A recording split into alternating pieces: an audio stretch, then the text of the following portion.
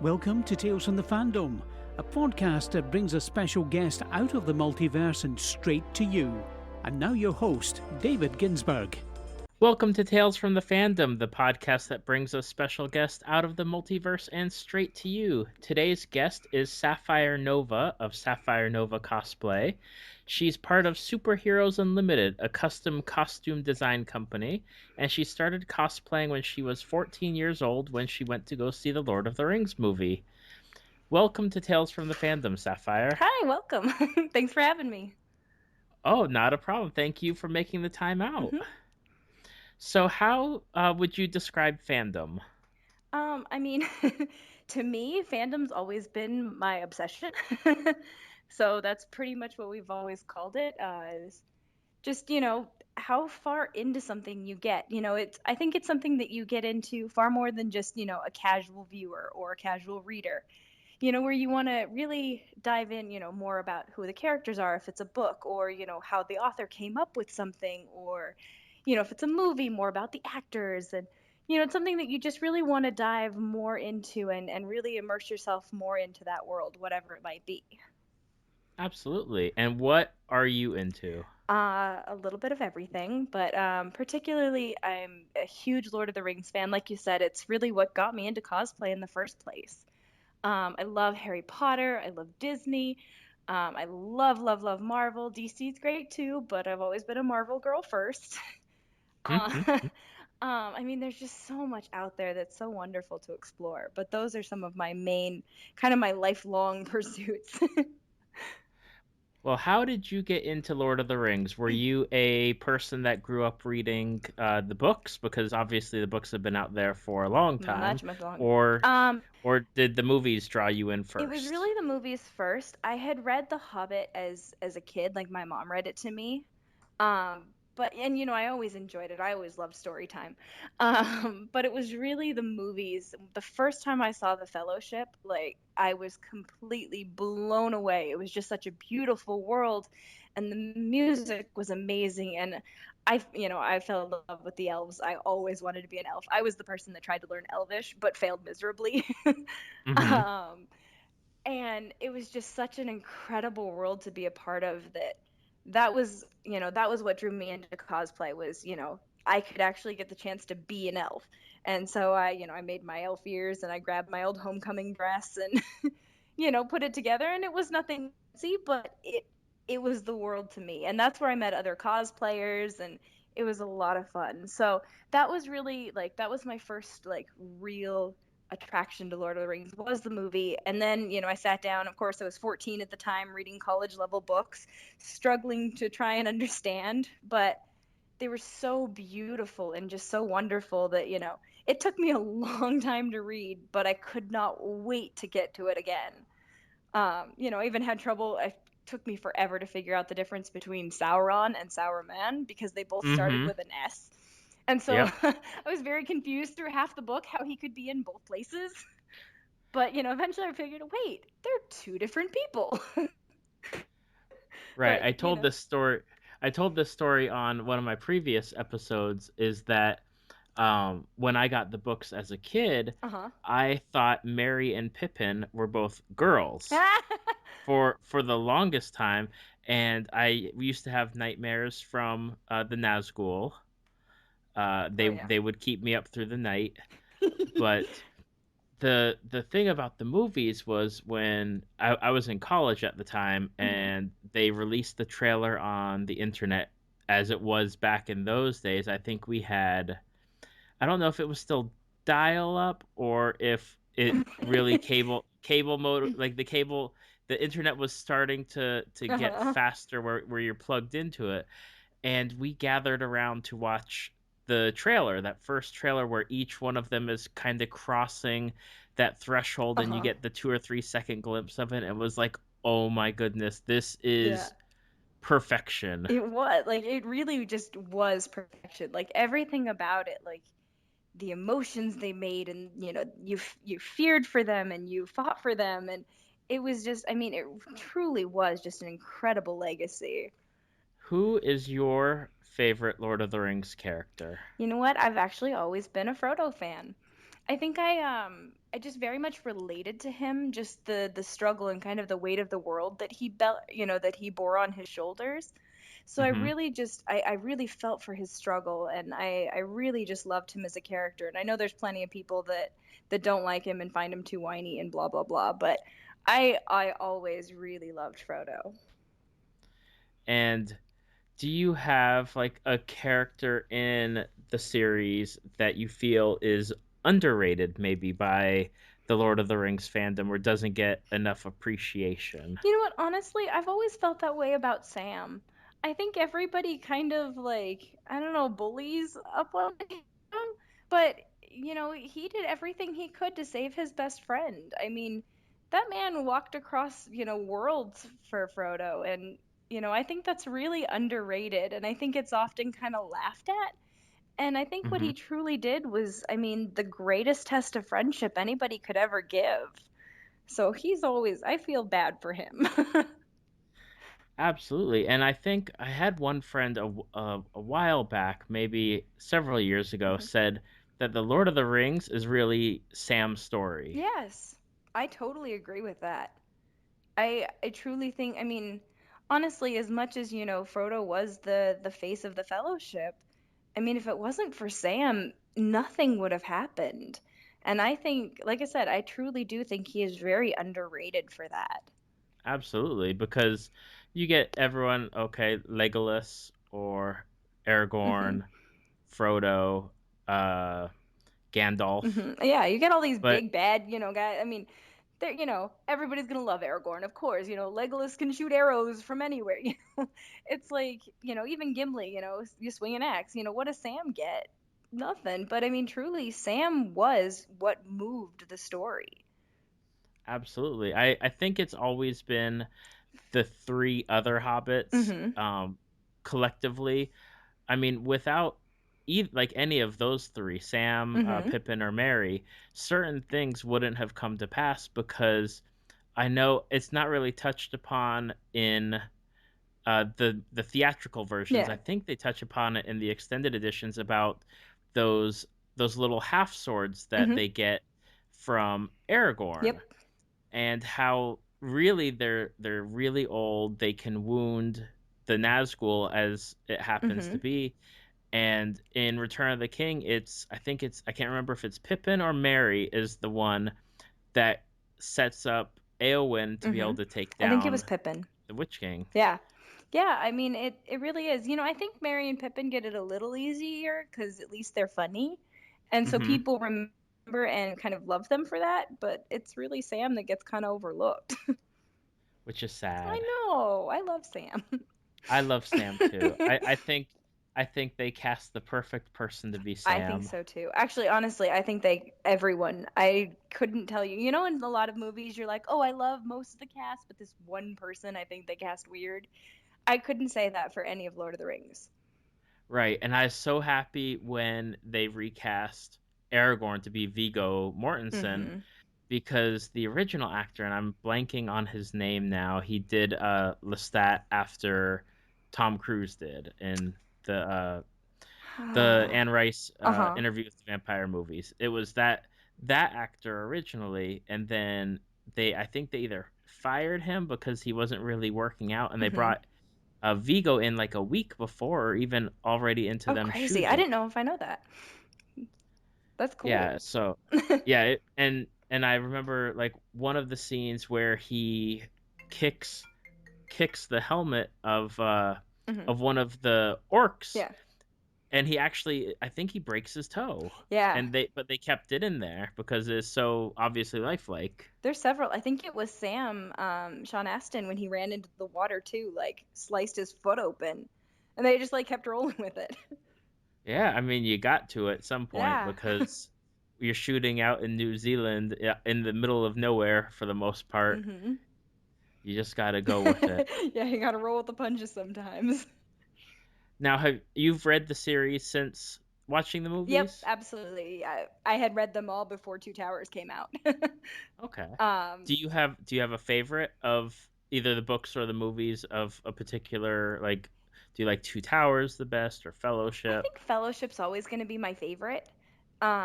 Just because there's such like a pure innocence to it, that I don't think you get like so far into all the darkness that, some of the others touch on. As much as I love that they dive into that, I just love the sweet and simpleness that is the Fellowship. Absolutely. And I think one of the most iconic scenes in that movie is when the Fellowship comes Mhm. together, and then, like, in the trailer, it's that one shot of each of them cresting Yep. that mountaintop or whatever, and you see each of them. It's like, it's just so great just to see all of them. Mhm.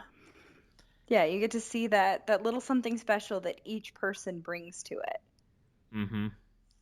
Now, what is your opinion on The Hobbit as far as the movies go? So I'm probably gonna have people hate me for this, but I didn't like them. There was good moments. So, Mm, like for instance, the first movie, I absolutely loved like the scene where the dwarves are in Hobbiton, like where they're in, Bag End and like they're singing the song and everything, like pure mhm, out of the book. Like it's like they brought the pages to life, and I thought that was beautiful. And then they go on weird tangents. Like, I'm sorry, Radagast the Brown was cool and all, but he was literally 2 sentences in The Hobbit. That is it. mhm. I don't need a full 10-minute scene of him running through the forest or whatever. I honestly felt like they were trying too hard to make movies because they knew they could make more money. And, Right, with Lord of the Rings, everything, even though, yes, they went, they added a lot more of Arwen and stuff like that than the books truly had, everything seemed to serve a purpose. right. This, with a lot of the movies, I felt like the only purpose was to make it longer so that they could justify having 3 movies. And I Absolutely. truly felt like they could have cut a lot of that crap out and been fine with one, maybe 2 movies, and I think that would Mm, have been brilliant. But they just, I don't know, I felt like they just tried too hard to stretch out the storyline. I mean, heck, they made the Battle of Five Armies a whole movie. It was one chapter in the book, one chapter. you right. know they didn't need all of that. And I just felt like it was just for the point of money grubbing, is really how I felt about it. And it made me really disappointed because there were some brilliant moments. Like Mhm. everything they took from the book was beautiful. It was so much fun to watch. It was, great to be a part of it. Like the first half of the first movie, I really, really enjoyed. And then they started getting into, throwing other stuff in, and it kind of all crumbled for me from there. Right. I was talking to one of my previous guests, Stephanie, who goes by Jedi Moon Mhm. on Instagram, and she's a big Lord of the Rings fan too. And she said that for hers, it was like the Lord of the Rings trilogy is rooted in, like, it feels real, it feels Mhm. alive. Um, the Hobbit movies feel more like a movie to show off CGI, Yes. really. And then we had talked about how there is a cut out there on the internet, and I think it's called the Hobbit cut. I'm not too sure what the exact name is. Mhm. Uh, it's been written about on a few websites, and you can track it down if you're good enough, Mhm. where they cut all three movies together to be exactly how the Hobbit book is. Uh-huh. So they cut everything else out. Oh, Like, that sounds so there's awesome. there's no Radagast, there's no Tariel, You mean you there's don't no have Legolas hopping up stones and riding around an orc or a no. troll? I think the barrel scene Uh-huh. lasts all of maybe 2 minutes. Perfect. So that's what I watched, because like I watched all three of them. I Mhm. didn't watch them in the theater. I watched them on DVD, and I've been honest about it. I fell asleep at certain points Mhm. because it was just so long. There's just no point to most of it. And I think one of the disappointing things is if they were going to expand it to like they did for the three movies, which Mhm. makes it like what, 10 hours, give or take. Yep.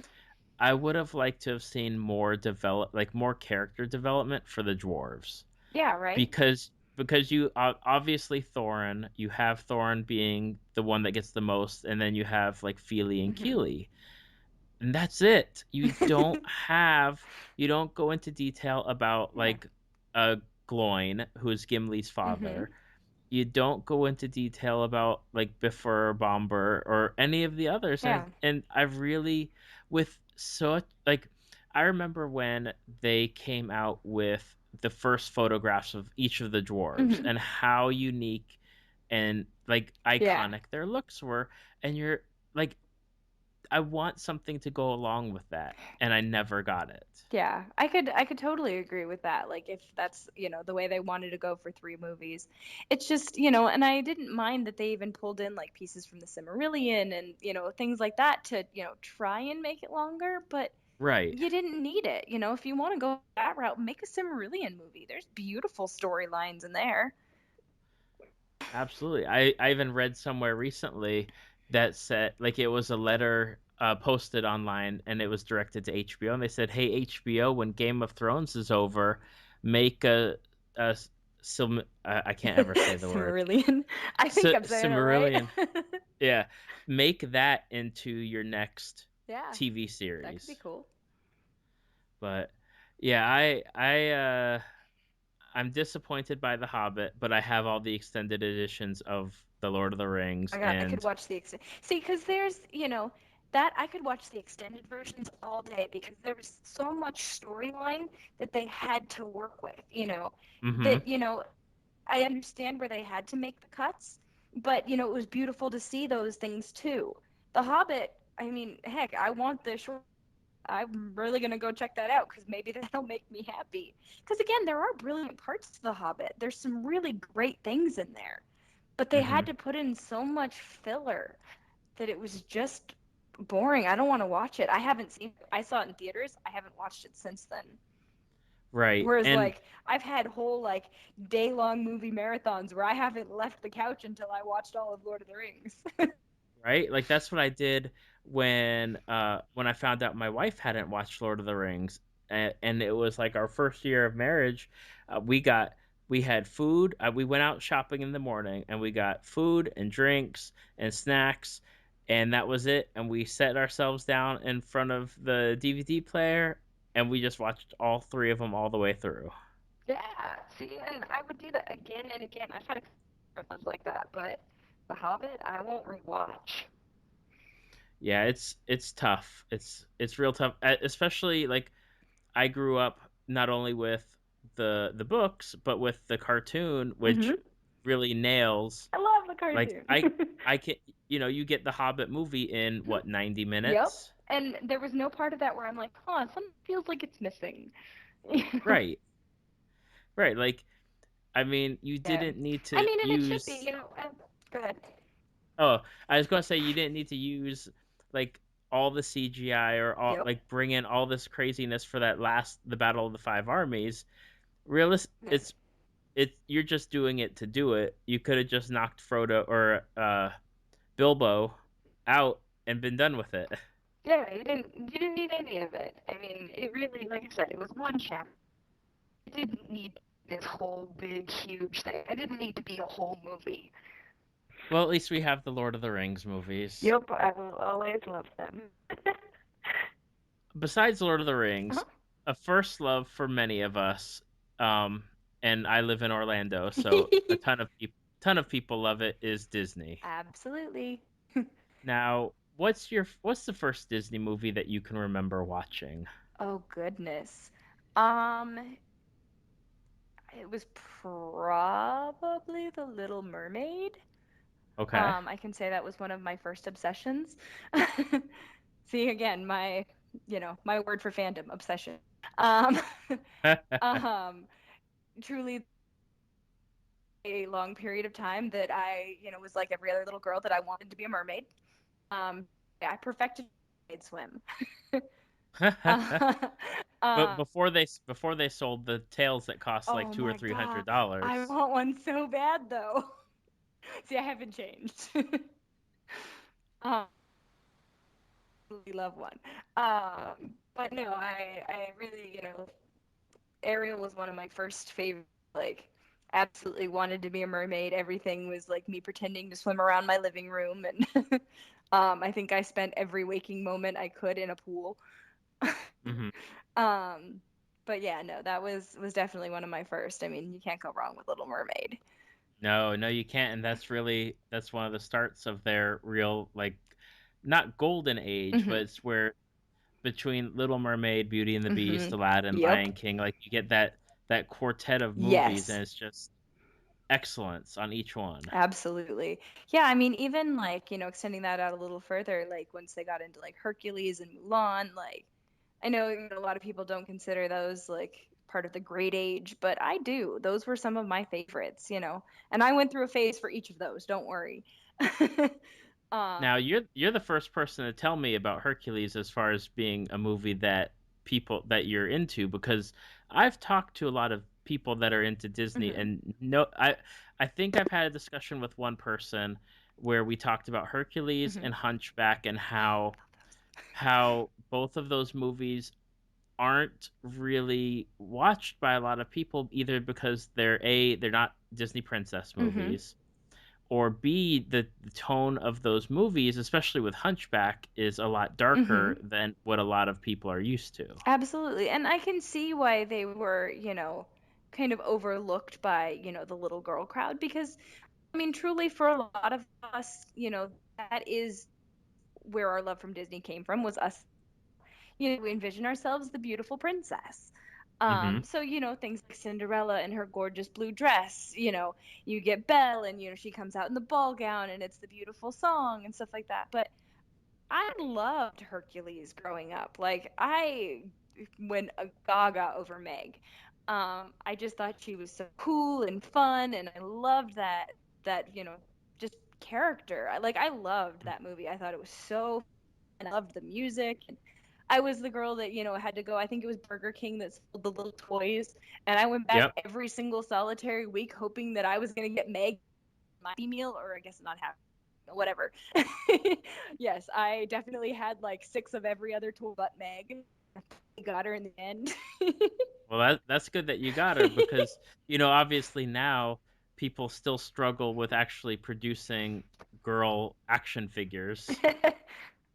Yeah, I mean that was something that, it was important to me because that was what I wanted to play with. That's what I wanted to have. So, yeah, no, that was definitely a several week ordeal that I went through. Hmm. Absolutely. Now, do you have a favorite? I know it's like asking you to pick like between favorite children or favorite I know, pets or what. right? I mean, they're all amazing, but to be honest, my favorite only came out in the last couple years. My favorite's Tangled. I love I Tangled. loved Tangled. Got to appreciate it as an adult too. Yeah, so I was just saying, like, Tangled has one of my all-time favorite, like, most beautiful scenes. It's when the lanterns come out. Like, that made me cry the first time I watched it. It was just so gorgeous. So, yeah, I think Tangled has got to be one of my all-time favorites. You know what's disappointing is I really think, and I don't know what it was, but I think there was some kind of disconnect Hmm. with Tangled, because it's such a great, wonderful movie, but at the same time, I don't think it gets the recognition it deserves. I agree. Um, yeah, I don't know. I mean, I think it also kind of comes off the back of Princess and the Frog, which Hmm. unfortunately I think got a horrible rap. That's such a good movie. I love Princess and the Frog. I think beautiful music, great storyline, but I don't think they did the right marketing for it. Hmm. And so unfortunately, I don't think it got the recognition it deserved. And I think they tried to kind of backtrack with that. And, that's why even all the trailers, mostly feature Flynn because they were trying to Right? draw in the boy crowd because Princess Yes. and the Frog turned off a lot of boy viewers. Right, Um, and that's why they changed the name of the movie to yep. Tangled, so that way it wasn't going to turn off boys to begin with. Exactly. But you know what? Honestly, like I worked for a company for a couple years, doing Disney princess birthday parties. Um, And I mean, I saw a lot of Rapunzel parties in that time, and then it got overshadowed by Frozen, but that's a whole nother Right. story. Because I think a lot of the Rapunzel fans were then quickly replaced by Elsa fans. So, and Yes. then nobody could dethrone Queen Elsa. Like it was a whole nother ball game. But yeah, so I mean, I think she definitely did very well. But I do think she should have done better because Rapunzel's awesome. Yes, she is. She's up there. Like I always talk about who like my favorite Disney princesses Uh-huh. are, and it's always like Jasmine, Belle, and Ariel, Okay. and then Rapunzel, Okay. and Princess Anna because I love Anna from I love Frozen. Anna too. I'm not so much Team Elsa, but I'm definitely Team Anna. Yeah, well, I sang Let It Go one too many times. I mean, Elsa's cool and all, but she really didn't do anything. Right, like it's Anna's adventure. But see, here's the thing. Elsa got the pretty dress and magic powers. Anna didn't Yep. stand a chance. No, no, she didn't. And she got some wacky trolls. Yep. But no, I really did. I loved Anna. I thought she was great. Now, are you looking forward to Moana? I am actually. I mean, I haven't heard too much about her yet. Um, but I'm excited. I always like when they draw in, different ethnicities and, different points of view. And I Hmm. really like that, Disney's kind of taken a more like modern look at women, which I think is really cool. It's one of the other reasons why I really like Rapunzel is I feel she's very relatable. I Yes, don't feel like she's always, the perfect princess that can never be touched and, the porcelain doll kind of look. So, I really like that turn that Disney has made kind of around the Hercules Mulan era, where hmm they really started diving into real women. So I'm really looking forward to seeing what they do with Moana and, see how they take her and, what kind of perspective they give her. So I'm definitely absolutely. excited. Yeah, the trailer just looks really, really well done as far as like the Uh-huh. animation. I know the one movie that I can always say has like a really different style, like from apart from like a lot of the other Disney Mhm. movies, is Lilo and Stitch because I remember them Mhm. talking about them doing it like watercolor, like Yeah. make the movie kind of watercolor, and I get that vibe from Moana Mhm. just because of their character I designs. could Like see that. it's so different from what you're used to. Mhm. But I'm excited. I'm looking forward to it. And obviously one of the reasons is like Dwayne Johnson, The Rock, playing the crazy I can't even remember his character's name right now. Uh, I know who you're talking about. Mr. Bubbles, yeah? Is it? Uh no, in Oh, in Moana. Moana. I don't know. Moana, The Rock plays like the main guy Oh, I don't character. know. I haven't seen the trailer yet, so I didn't even know it was out. I What? know. I feel behind What? now. I didn't even Now realize they had released it. yeah, I know what you're doing now I after know, you get right? done with It's this. totally true. I'm already like putting it on my list of things to do. List list of things to do. Watch Moana trailer. Yeah, I've only seen like the character concept drawings and stuff like that for her, as they started casting. I mean, Right. I was even a part of it when they were like looking for Moana and stuff like that, and then I was like, okay, they're never gonna cast a little white girl like me. But a girl can dream. I'm still that like 12-year-old that was like, but they cast a young girl for Jasmine, that could be me. That's right. Well, it's just like Kristen Bell went out for Rapunzel Yeah, and ended up getting Anna. see? That could be me, I swear. Absolutely. I mean, never give up hope. The person that's doing Moana hasn't done a movie ever. Exactly. So, see? Good for her. That's right. So, big Disney fan. Yes. Um, and another one that we touched on when you were talking about what you liked is Harry Potter, which almost seems like a prerequisite for the generation after me. Like, because Yeah. I I didn't grow up on Harry Potter. I read Harry Potter in Okay. college, but it definitely seems like Harry Potter is one of those things that draws a lot of people in, Hmm. uh, all across the board. You know what? I really think it is because it's a story that I think can speak to everyone on some level. And it's a story that I think has really taught a generation tolerance, which I think Hmm. is a beautiful thing. I mean, to be honest, I tried really hard to hate it. Because I grew up, you're right, and my generation was, the books came out when I was 11. Like, Okay, so yep. So you are the year that the books came yep, out, you would have been getting your letter you got it. to And Hogwarts. I didn't even know I had missed it. But everybody was so into them. And everybody was talking about Harry Potter, Harry Potter, Harry Potter. And I'm like, this is stupid. I don't like these books. They're dumb. And I had never read them. And so, actually, one of my best friends at the time, we were doing a book report in school, and it was the month that we got to choose our own book. And so, you had to go up to the front of the classroom and sign your name next to the book you were going to read. And she so kindly went up and wrote my name next to Harry Potter. And so now I was forced to read it. And so I pick up the book and I start reading chapter 1, and it's all about Privet Drive, and it's all boring and stupid. And I tell her, oh, the first chapter was awful. It was stupid. It was so boring and it was horrible.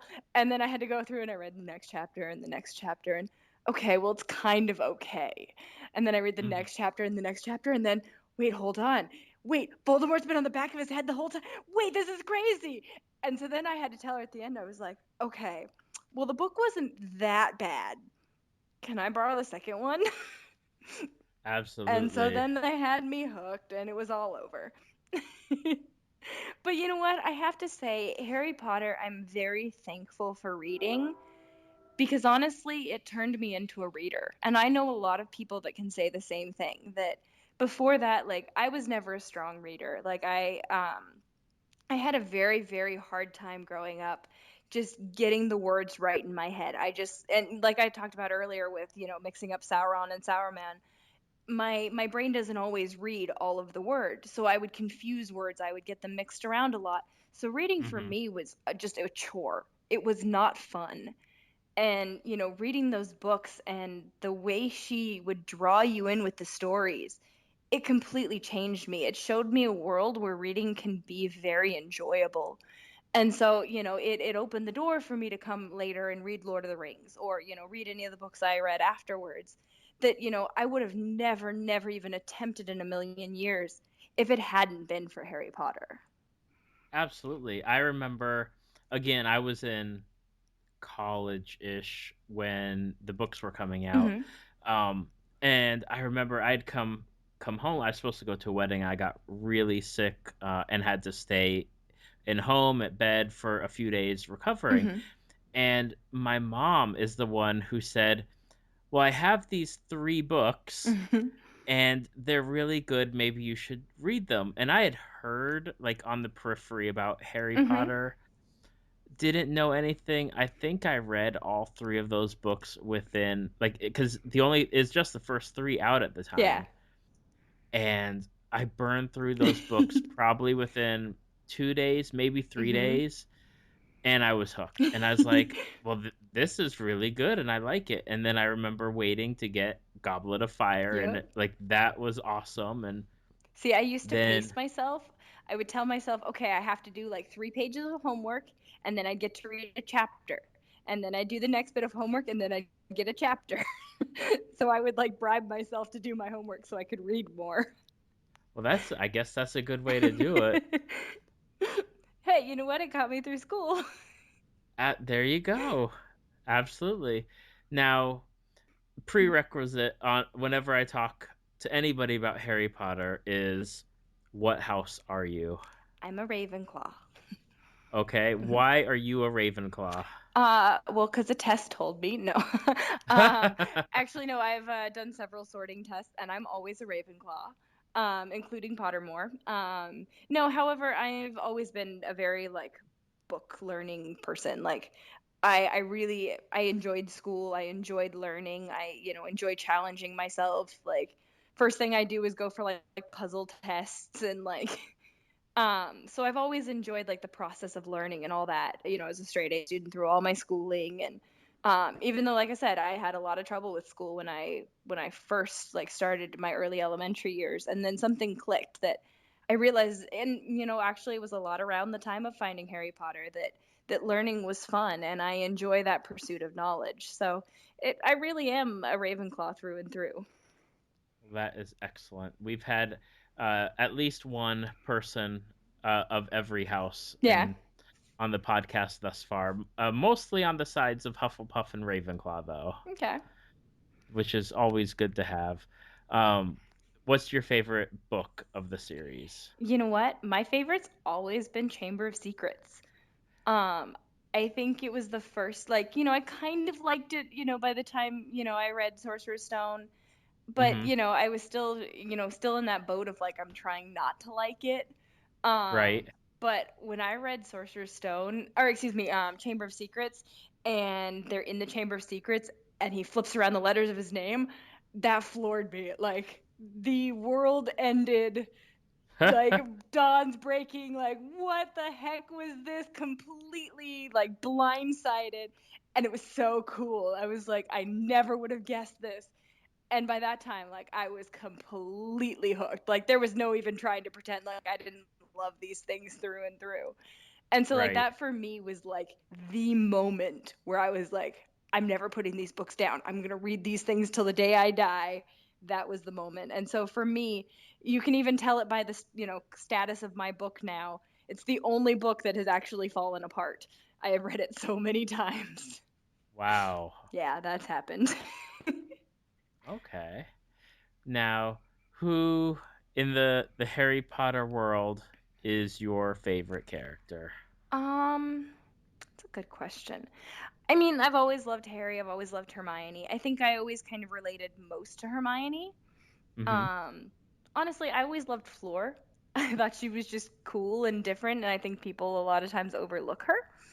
Okay. Um, but yeah, I think those have kind of always been my favorites. Tonks has always been like, I think she was just kind of like that cool aunt you always wanted to have around.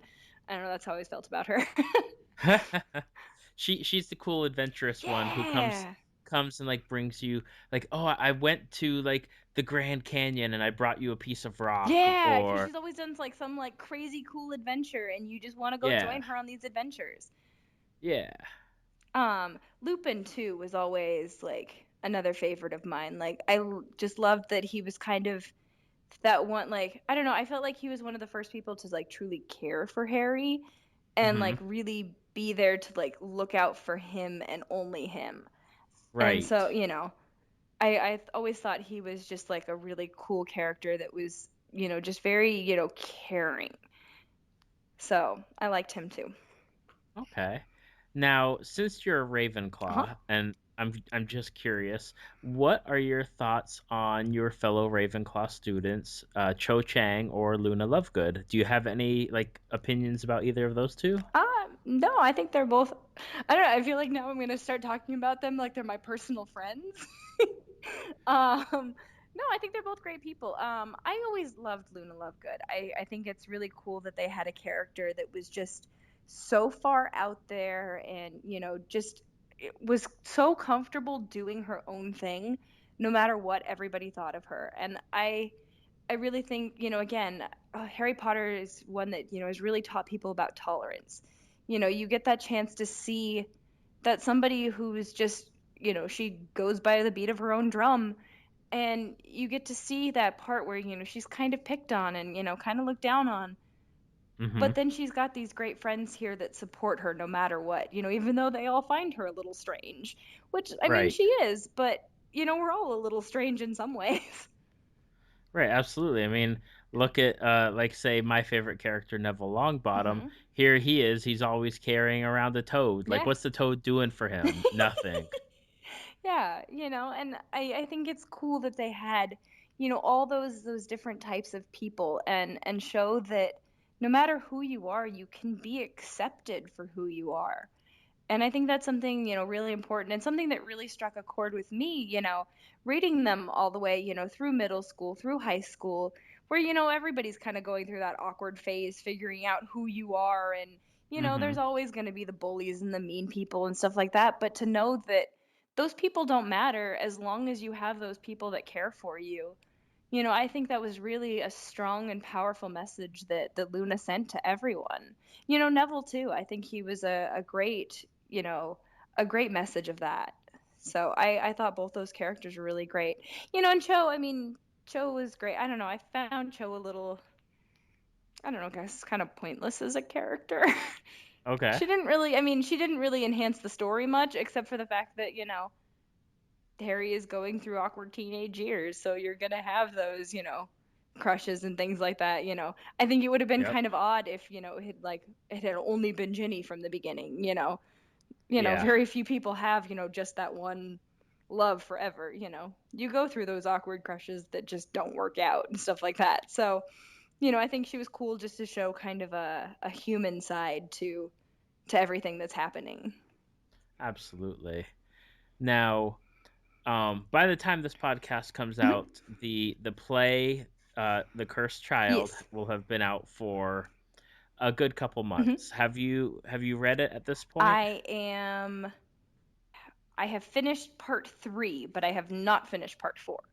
So, Okay. because there's 2 acts, 2 parts per act. And Correct. yes, so I have not finished it, but I am a good chunk into it. What, because you're just a good chunk into it, I'll just ask very basic questions. Okay. What are your thoughts so far of it? Reading it as a play as opposed to a book, a novel. Honestly, I have to say it doesn't bother me as much as I thought it would. I thought it was going to be very distracting. Mhm. Like that it wouldn't, draw me in the same way that the others have. And I do find that a little bit that like I kind of miss out on the descriptions. And there's a part of me that as I'm reading it, I'm like, how on earth are they going to do this on stage? Uh, so, I do find that a little bit distracting about it, where I wish it was in just book form. Mhm. Um, but I do like it overall. Like I do think that it's a fun story, and that there are still those twists and turns, and I like to see where kind of everybody has turned out, and it's very interesting. So it, like I said, it definitely doesn't bother me as much as I thought it would, because I really thought I was gonna like truly hate it, like it was just gonna be disjointed and it was gonna be all weird in my mind, and it really hasn't felt that way. So Right. When I heard that they were going to bring it out and it was just going to be the script mhm. for it, I remember talking with so many of my friends and I said, "I wonder how the internet reaction is going to be when these people get their books, Uh-huh. open it up and they're like, What "What is is this? Yeah. this?" Like I expected more and that wasn't the case. Mhm. Now, not commenting on the story so much, but I know that it's really not. There are people that love it, Mhm. and there are people that just really dislike it. Yeah. And then I've heard some reports from actual people, like some people that have gone to see it in the theater over in Uh-huh. London, and they said that the acting makes some of the downsides of the story better. Okay. But I've heard talk that they're going to bring it to I Broadway have heard as that as well. like either not next year, but like possibly like 2018. Mhm. So if that happens, it's going to be crazy. Like I Yeah. I can almost see it as like Hamilton level Oh, I crazy for totally getting see that. tickets. Yeah, I mean, I'd be in that fight for those tickets. I'd go see it. Yeah, I mean, I can't say that I love it. Like, it Mhm. definitely hasn't had the brilliance of the originals. Right. Um, in some ways, I kind of almost feel like it's like a fanfic that Mhm. like I don't know. Yeah, I don't want to get into spoilers too if people Right. haven't read it. Um, but yeah, there's some parts where I'm just like, I almost feel like I'm reading a fan fiction of Harry Potter more than actually reading a new Harry Potter book. That's what a lot of people have said. Um, I felt that way too, but I think what trumped me saying, "Oh, this is terrible," or Hmm. "Oh, it's just fan fiction," is I really liked it. It felt really good just to get back into that world. Like, I Yeah. didn't realize how much I I missed know. having a Harry Potter book in my hand, reading it, getting to fall in love with new Mhm. characters, and just kind of going on that journey with them It's again. true, and I love the way they've taken things, like, that, it's not this perfect, like, happily ever after that, the last chapter left us with. That there Hmm. there still are problems, that, there's still those issues between father and son, that, like, you don't necessarily know who you're gonna make friends with and how it's gonna turn out, that, the it really is just kind of a cool, different take on it. So I, like you said, I am really happy to be back in that world again, and be able to see new stories and new friends, and that just different ways of putting it together. Like, there's already been some things that have just totally floored me, and I love it. I love that they can still do that. Absolutely. Now, um, going away from these fandoms, Harry Potter, Lord of the Hmm. Rings, and Disney, Sure. when I found you on Instagram, Okay. and it was because of your cosplays. Hmm. How did you get into I know Lord of the Rings was kind of like your first foray into Yeah. cosplaying, but how did you go from that to what you do now? Well, like I said, I did start with the Lord of the Rings, and dressing up for that, and I met other cosplayers there. So it was kind of my first taste of, like, wow, other people do this too. It's okay. And then it started, so, like, that started kind of my midnight movie premiere, like, craze. So any big movie, anything that I, really enjoyed, like, the Harry Potter movies coming out, or I went to, like, Pirates of the Caribbean. I've done, I went to, like, every Batman movie premiere, and, now every event, every Marvel movie that's come out in costume. And so, I kind of started that way, where, like, I would go to, like, all these different, movie premieres, was kind of really how I got started. Mhm. Then as time progressed, I'd always get these compliments on my costumes and stuff as I'd go. Um, and so it kind of struck me and my now husband, then we were just dating, because I made him go with me. um, that, this was something that we could potentially do for a living, was create costumes for other people. Right. And so it actually was, one Halloween, we were just out in, costume, and he was dressed up as, like, this Grim Reaper character, and someone literally bought the costume off his back. They were like, "I will give you money for this right now." And we're like, That's awesome. "Cool, let's make a business." And that's how Superheroes Unlimited was born. And so, kind of with that thought in mind, we started hitting the con circuit. So it was something that him and I had always wanted to do, was go to more Comic Cons, but had just Mhm. never quite, like, lined up with our life. We're originally from Phoenix, and Phoenix Comic Con always wonderfully fell on a weekend that I had something else going on, so I was always out of town. And Right. so we never got to go to that one. And then San Diego Comic Con never fell on a weekend I could go. I was always out of town. And so we never had that option. And so once we decided, we're like, you know what, we're making a business, let's hit the con circuit. So we did New York Comic Con our first time. And we, decided to go, all in, and we made huge costumes. And he was, on huge stilts and had this giant axe that was like 8 feet tall and 4 feet wide.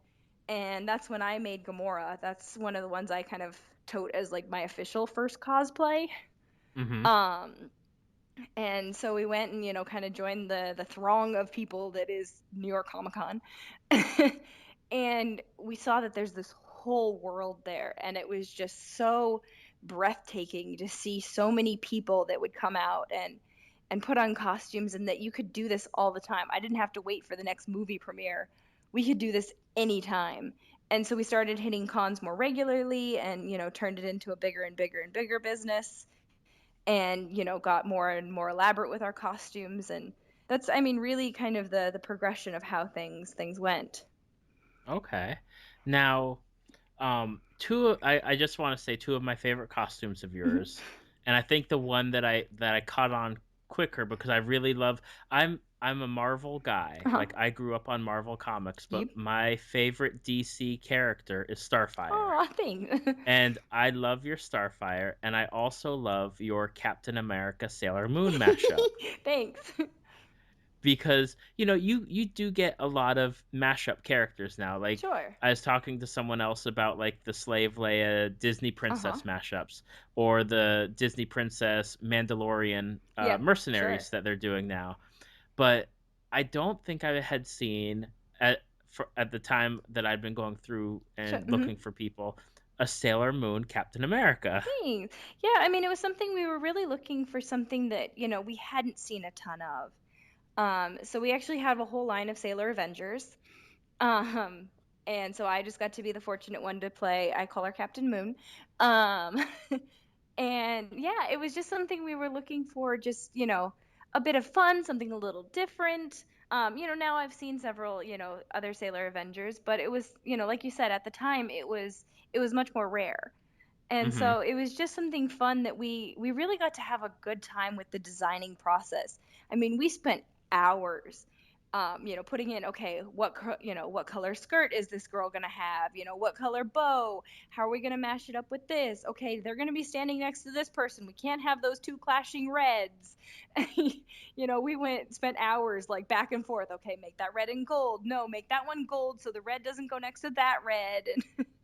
And but it was really just a fun time designing and figuring out, how we would make each Avenger, really show out as being that specific Avenger, and trying to keep them as close to the Sailor Moon characters as possible, as well. Because, we couldn't do a like direct one to one. They are more little Avengers than they are Sailor Moon. But we Hmm. tried to keep them as true to form, with their Sailor Moon counterparts as we could as well. So it Right. was it was a lot of fun getting to make those, and seeing the design process, and then going through the actual making of the costumes. And I spent hours on that Sailor Moon wig. And you know it was a lot of fun. So I'm glad to hear that people like to see it. So Now, what is it like? Because I've talked to a lot of cosplayers, some that just go to conventions as guests, Mhm. or some that are invited by the conventions to be like on the cosplay alley section of like the floor. Yeah, Now, I imagine you guys set up a we booth. do. Your husband, what is that like? Like, what's your con experience like versus someone just going to the convention? I mean, it's long hours. I mean, we're usually there, a couple hours before the con opens, getting everything set up. But I mean, it's really not too different than what other people experience. I mean, I still get to have a lot of fun, hanging out with all the con goers. I get to, meet crazy new people, and, see cool costumes, and, just get a chance to really explore that with others. So, it's really not too much different. Okay, because I went to a convention here in Orlando, MegaCon, Uh-huh. and when I was walking around some of the, not so much like the vendors, and I'm not sure where you guys would get set up, like if you'd be with the artists, or I guess Yeah, we're probably kind of one the of those in between. So sometimes we end up with vendors, sometimes we end up with cosplayers. right, like, and I know like some of the people that were in the artist area, whether they were actually artists or certain vendors or certain like authors, Uh-huh. it seemed like they were just sitting there waiting for people to talk to them Uh-huh. or approach them or do something with them, and I felt really bad for them. Like you're just sitting there at this convention waiting for something to happen instead of getting to enjoy it. Yeah, I mean, sometimes it is that way. I mean, we at least have the option, usually there's a couple of us there. So, we do get some time to go wander around and, get to see the con.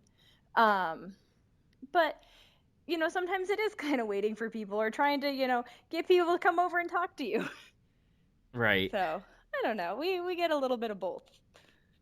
So what cons do you guys have coming up for Superheroes Unlimited for the rest of this year? Do you have a lot, or do you guys focus more on some of the bigger ones like New York Comic Con?